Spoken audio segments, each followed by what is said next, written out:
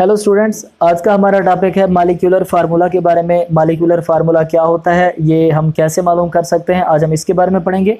Molecular formula is a formula of a substance that is based on the actual molecule. ये किसी भी चीज़ का एक फार्मूला होता है that is based on the actual molecule, जो एक्चुअल मॉलिक्यूल के ऊपर जिसका इन्हसार होता है। यानी कि एक मॉलिक्यूल का जो असल में फार्मूला होता है, जो केमिकल फार्मूला होता है, वही उसका मॉलिक्यूलर फार्मूला होता है। ये हमें एक पूरे के पूरे मॉलिक्यूल के बारे में इंफॉर्मेशन देता है। मॉलिक्यूल के बारे में क्या इंफॉर्मेशन देता है? About the total number of different atoms, कि उस मॉलिक्यूल में टोटल कितने एटम्स मौजूद हैं। असल में ये हमें एटम्स की तादाद के बारे में बताता है कि एक मॉलिक्यूल में टोटल एटम्स कितने हैं। यहाँ पर हमारे पास है फॉर एग्जांपल ग्लूकोज हमारे पास है। ग्लूकोज का जो फार्मूला होता है दैट इज C6H12O6। यही इसका फार्मूला भी है, यही इसका मॉलिक्यूलर फार्मूला भी है। आगे हमारे पास है बेंजीन C6H6। यहाँ पर बेंजीन में कार्बन के 6 एटम है, हाइड्रोजन के 6 एटम है। यही बेंजीन का हमारे पास मॉलिक्यूलर फार्मूला है।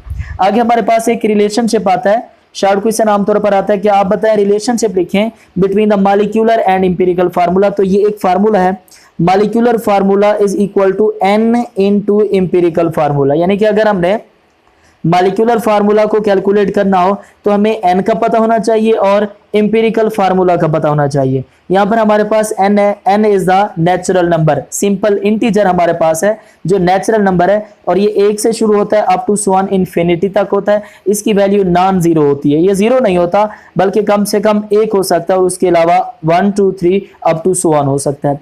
उसके बाद हमें पता होना चाहिए इंपिरिकल फार्मूला का। इंपिरिकल फार्मूला हमें बताता है simplest whole number ratio between atoms of different element.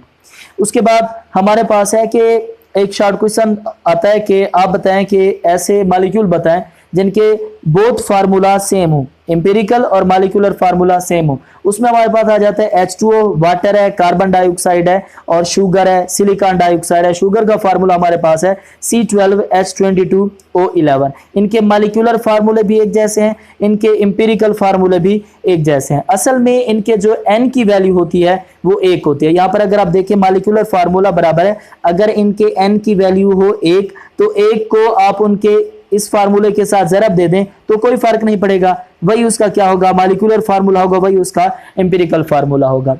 एक एग्जांपल के जरिए हम हल करते हैं कि हमें मॉलिक्यूलर फार्मूला हम कैसे कैलकुलेट कर सकते हैं अगर हमें एम्पिरिकल फार्मूला की बनो।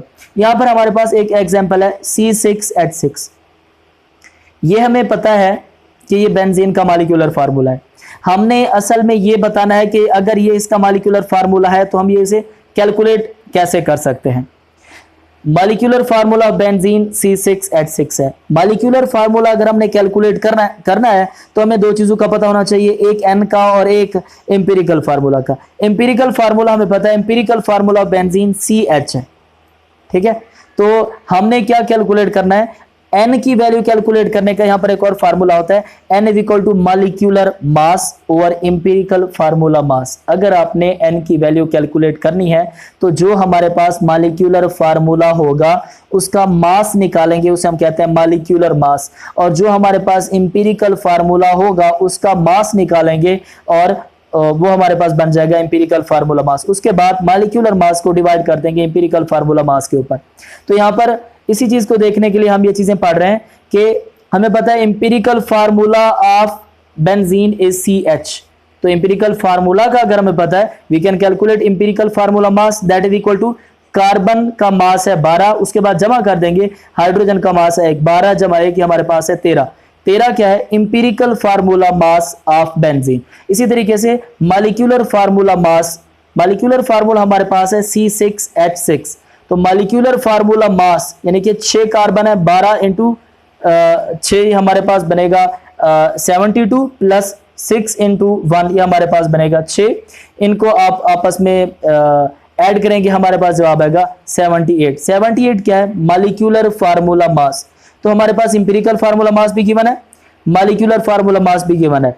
अब मॉलिक्यूलर फार्मूला मास हमारे पास है 78, इंपिरिकल फार्मूला मास हमारे पास है 13। जवाब आएगा, तकसीम करेंगे, जवाब हमारे पास क्या आएगा 6 आएगा। तो n का जवाब हमारे पास क्या आ जाता है 6 आ जाता है फॉर बेंजीन। तो अगर आप इसी n को यहाँ पर पुट करें, we can calculate the molecular formula benzene.